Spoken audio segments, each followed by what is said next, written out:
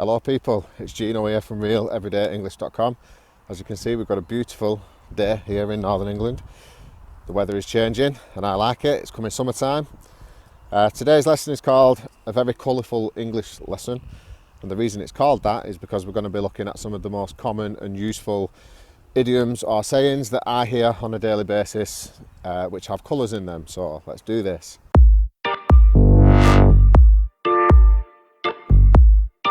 Happy Sunday, welcome back to the channel. This is my first upload in a couple of weeks. The only reason for that is I've just had a lot going on in my personal life at the moment. I've just gone back to work full time, so I've been extremely busy and I just haven't been able to fit the uploads in as I would have done normally. Anyway, it's back to business as usual. As I said, welcome back to the channel. If you are a person who is trying to improve your English, sound like a more confident, natural English speaker, then you definitely might want to consider subscribing to the channel. And if you do make the decision that you want to subscribe, make sure you hit the little bell notification so that way you never miss a free upload. So before we get started talking about some colour idioms or sayings, I just want to tell you something. My favourite colour is blue, which you might be able to tell by the hooded top that I've got on. What's your favourite colour? Let me know in the comments below. It looks like I've made a friend. The little duck's coming to say hello. Hello, Mr. Duck, how you doing? Okay, so let's get on with these examples, the actual teaching of today's video. So, seeing as my favourite colour is blue, the first one is going to have the word blue in it. So, it is out of the blue, okay? Now, when something happens out of the blue, it means it was completely unexpected. You had no idea this was going to happen, but it happened. So to give you an example, and this is actually a real life example from just happened to me just recently, my old manager, my old boss, he phoned me out of the blue and offered me my old job back, and I was very happy about that. The next one, blackout. Now, when someone has a blackout or nearly has a blackout, it means that they experience a sudden temporary loss of consciousness, okay? So to give you an example, let's say I go on a really fast roller coaster, okay? And I don't usually like them things. When I get off, I might say, oh, I feel terrible. I feel like I'm going to black out. And it means you feel like you're going to lose consciousness. It's another word for faint. Sorry guys, I'm just going to jump in and interrupt the video at this point. I've come to edit and I realised that there was a point I wanted to teach you about blackout. And that is that the phrase blackout was also used during the Second World War, when the Nazis used to come over and bomb England, especially the major cities. It was called the Blitz, so that was the action of actually bombing was called the Blitz. But the term blackout referred to the fact that everybody used to obviously turn out all the lights and black out the windows. So then when the planes were coming over, they couldn't see the cities because they wouldn't be able to see all the lights lighting up below.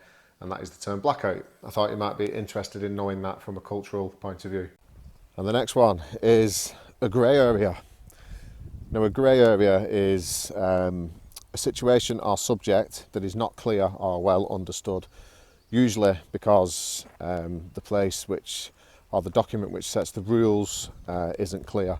So to give you an example, let's say you're working to a certain specification to release product to your customer, and there's a specification that you're working to, but there's a certain area of it that isn't clear to do with the tolerances. And you could say something like, oh, it's a bit of a grey area, and it means that nobody really understands it because it's not clear.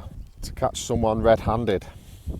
Now this one means that you discover or see somebody in the act of doing something that they shouldn't be doing, okay? So let's think about some examples. Let's say I live with a housemate or a flatmate, and I walk into the kitchen one morning and they're sat there eating my cereal, okay?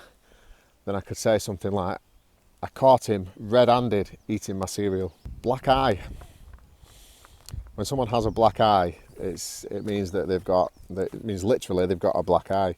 Let's say there's a boxer and he's in a boxing fight. He gets punched in the eye, and then the next day all his eye goes black around the outside. It's all bruised. That is what we call a black eye. The next one, blue in the face. we use this in situations when somebody is trying really hard to bring someone around to their way of thinking, or trying to get someone to agree with them, okay?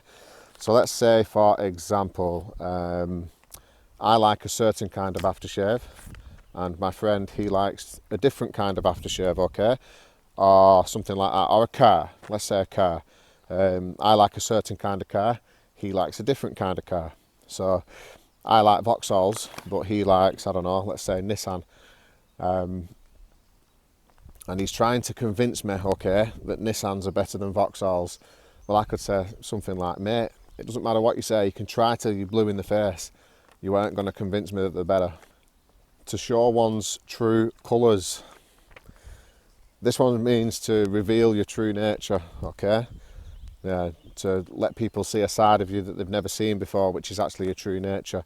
So let's say, for example, a new manager starts in the workplace, okay? So you're at work and you get this new manager and he seems really nice, but then one day, after a few weeks, something goes wrong and he starts screaming and shouting at everybody.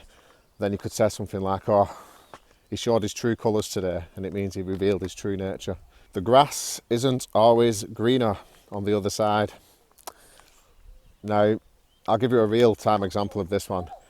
This means that when we have this habit of, as human beings, that whatever situation we're in, we always think that something else would be better.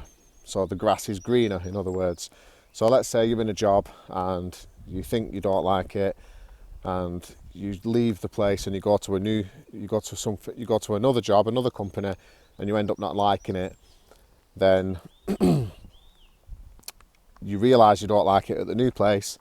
Then someone could say to you, well, it's just a case of the grass isn't always greener.